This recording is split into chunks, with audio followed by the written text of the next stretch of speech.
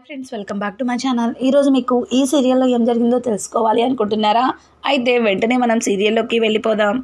బిడ్డని పెంచుకుంటాను అన్న కావ్య రాజులిద్దరినీ కూడా పెద్ద ఆవిడ బాగా మెచ్చుకుంటుంది.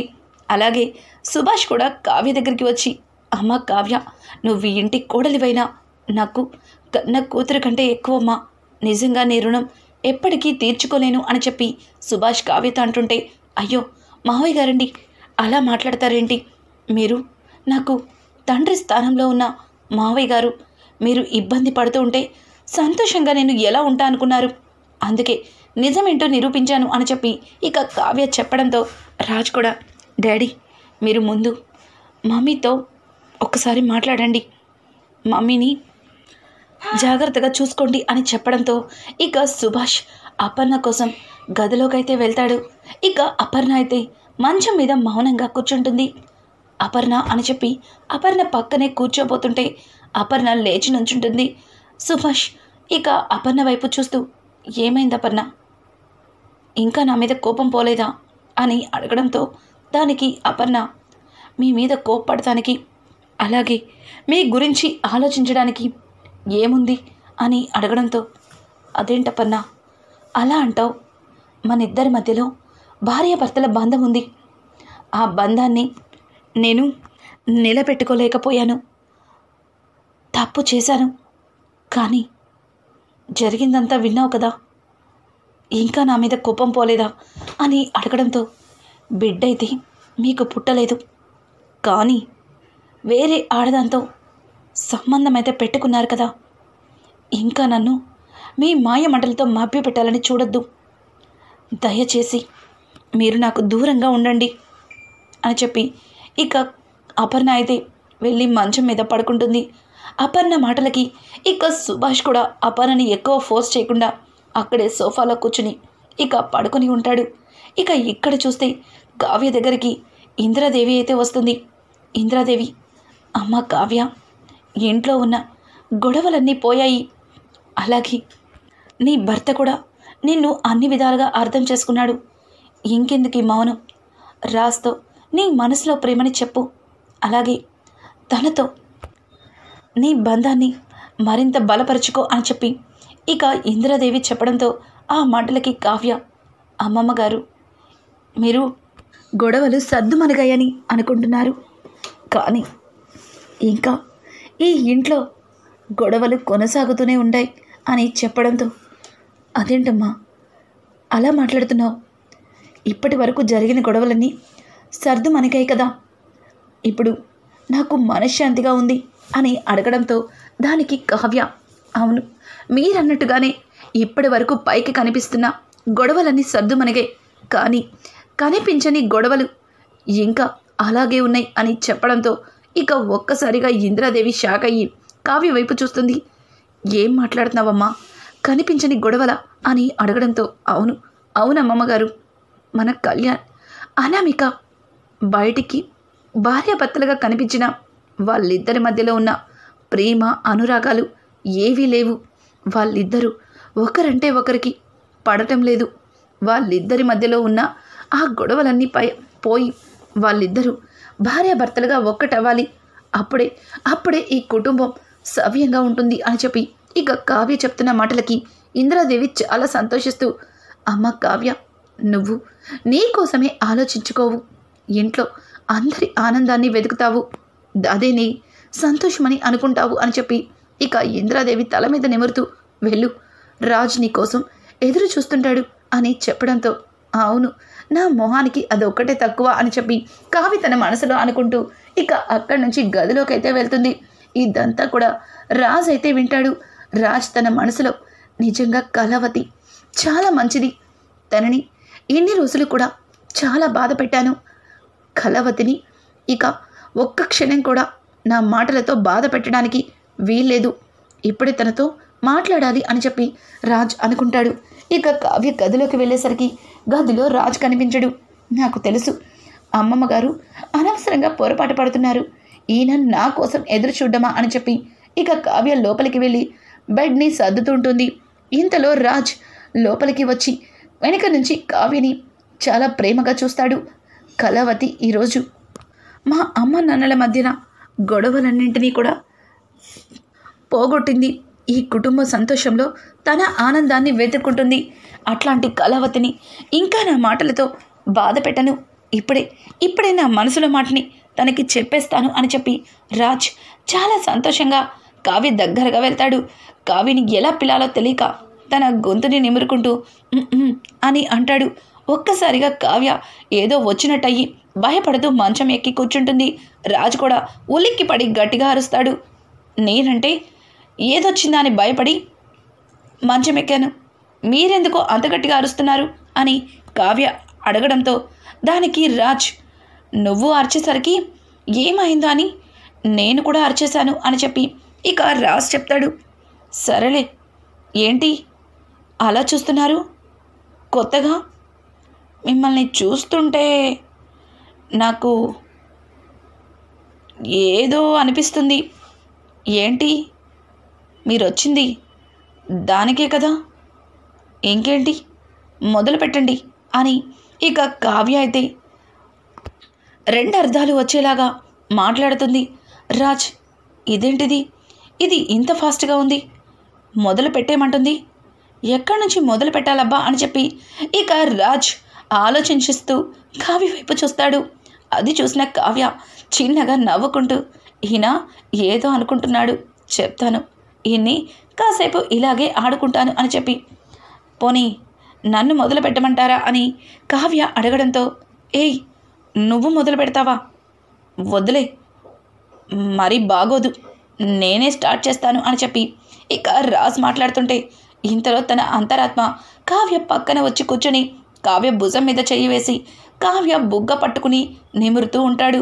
అది చూసిన రాజ్ రే రే రే నేనింకా ఇక్కడే ఉన్నానురా, నువ్వప్పుడే స్టార్ట్ చేసావేంటి అని అంటుంటే రే ఇన్ని రోజులు నన్ను ఎండగట్టావు, ఇక ఇప్పుడు కూడా తొందరపడకపోతే ఈ బాడీకి ఆడగాలే తగలదిక అని చెప్పి ఇక తన అంతరాత్మ మాట్లాడుతూ కావ్య బుగ్గని నిమురుతూ ఉంటే రాజ్కి తన కళ్ళ ముందే తన భార్యని వేరొక మగవాడు టచ్ చేసినట్టుగా అనిపించి ఇక తన అంతరాత్మ మీద అరుస్తుంటాడు. ఇక తన అంతరాత్మ రాజ్తో రే అది నువ్వే, ఇది నేనేమి పరాయి వాణ్ణి కాదు, నీ లోపలుండేవాణ్ణి, మరీ ఎక్కువ ఫీల్ అయిపో మాకు, కళావతి మనిద్దరికి పెళ్ళమే అని అంటుంటే రే కళావతి ఇద్దరికి పెళ్ళమన్నా ఉంటే చంపేస్తాను, మర్యాదగా నువ్వు అక్కడి నుంచి లెగు అని చెప్పి రాజ్ ముందుకు వెళ్ళి తన అంతరాత్మని కొట్టబోతూ కావ్య మీద పడిపోతాడు.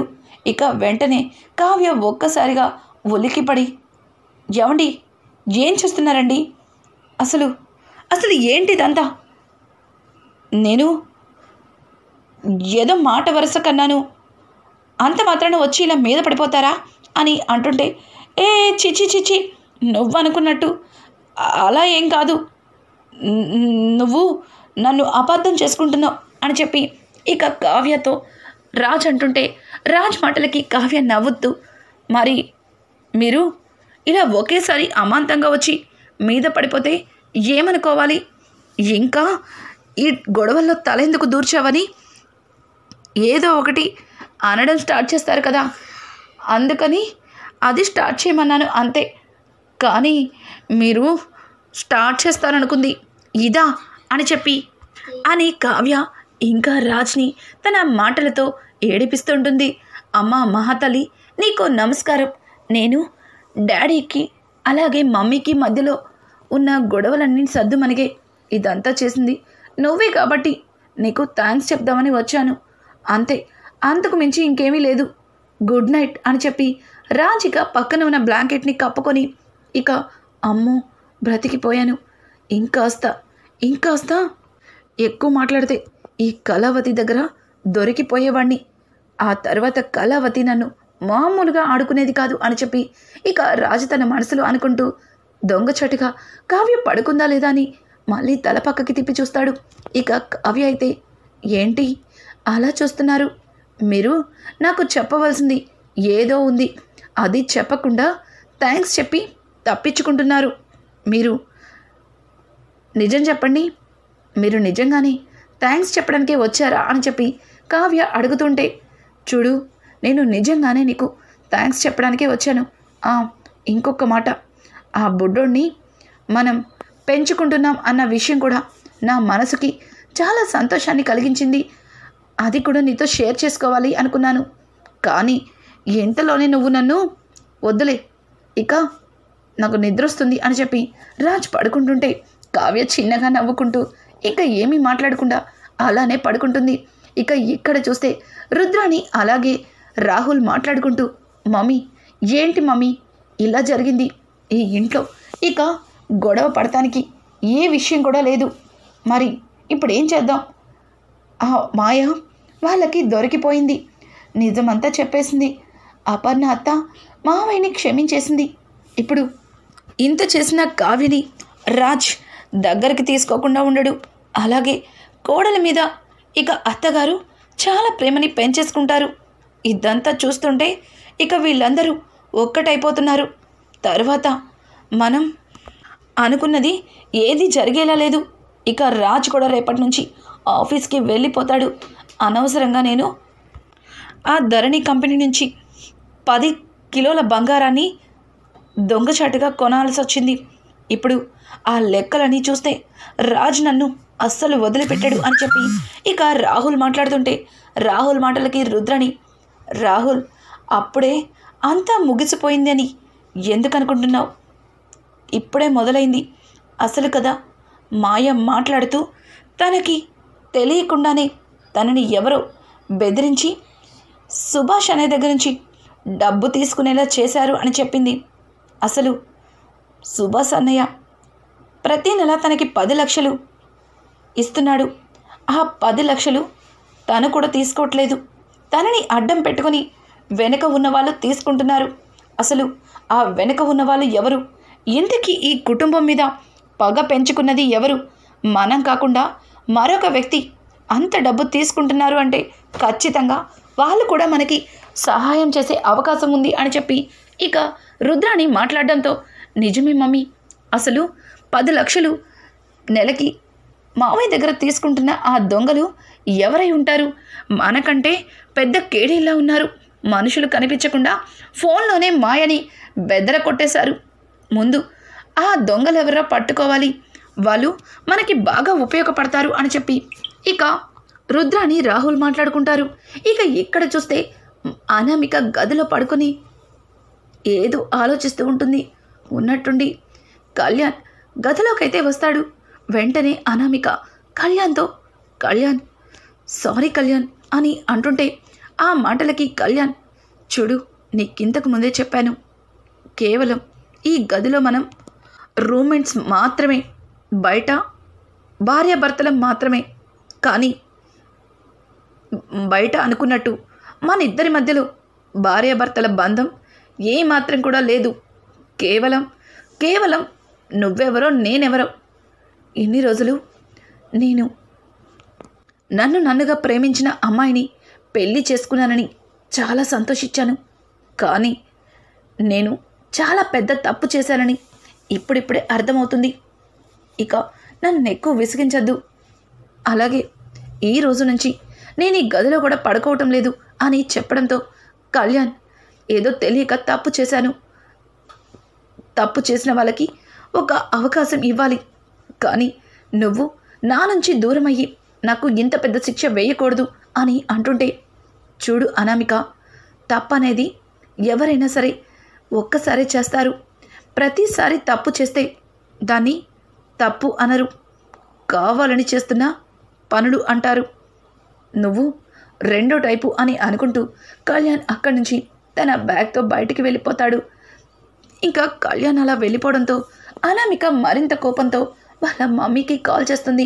ఇక వాళ్ళ మమ్మీ మాట్లాడుతూ, ఏంటే ఈ టైంలో ఫోన్ చేసావు, అల్లుడు గారు లేరా అని అడగడంతో, ఇంకెక్కడ అల్లుడు, అదిగో ఆయన దుండు దుప్పటి తీసుకుని బయటికి వెళ్ళిపోయారు.